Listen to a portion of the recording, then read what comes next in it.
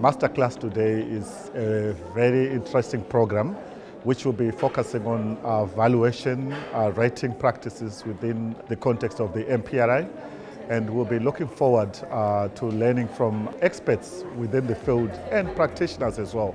This is actually a platform of knowledge sharing. With this masterclass, our expected outcome of the summit is to equip, empower and share best practice on compliance with MPRA, implement credible property rates policy, improve revenue collection to sustain service delivery. And as a valuation appeals board and as the chairperson, our duty is to ensure this transparency, this equity in the valuation roles, and also to make sure that there is justice meted out to both the ratepayers and the municipality.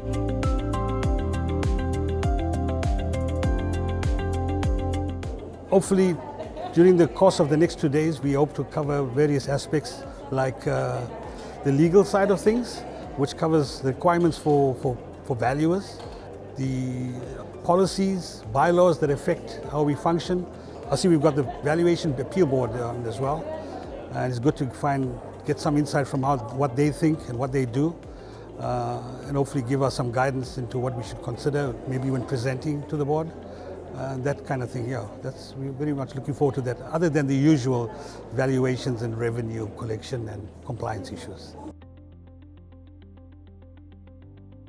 As we are all aware, the valuation role is there for a period of 5 years, and most evaluation roles are about to expire. So we came here to share our best practices on the implementation of municipal property rates, and also see trying to find solutions more so on the implementation of MPRA, special case being the Ingonyama Trust.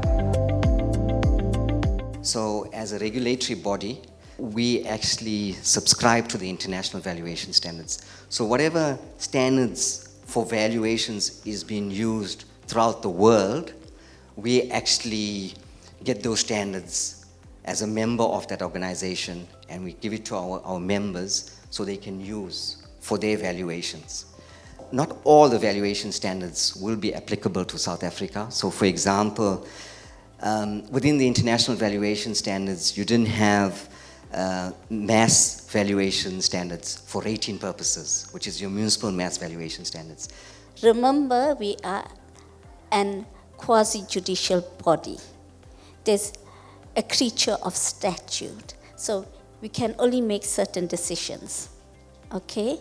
So our decisions must be lawful and they must be reasonable. What we've seen is recently there's been matters that come into court where they are saying that the Valuation Appeals Board did not give sufficient attention to the valuers, the experts that gave evidence. They didn't take the evidence of the valuers into consideration.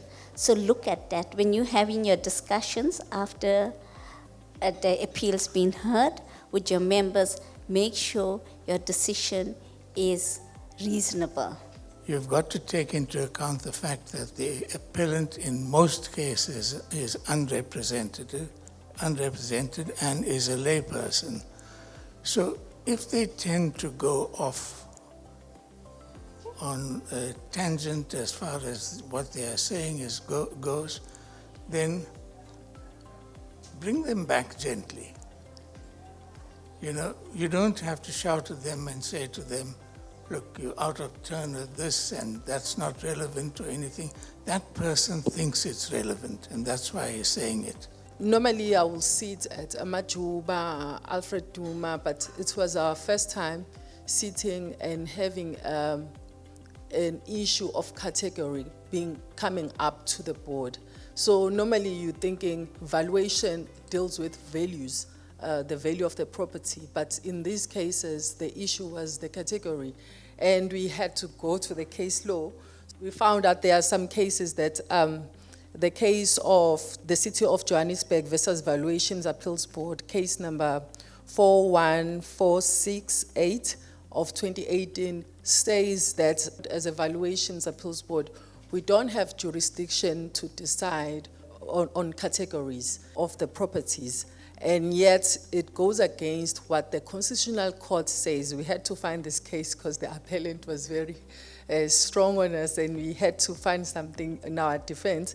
And we found with the Constitutional Court it goes against that, because this same case was dismissed by the Constitutional Court. So we realized that the mandate of valuations appeals board is broader than just values, but it also looks at categories.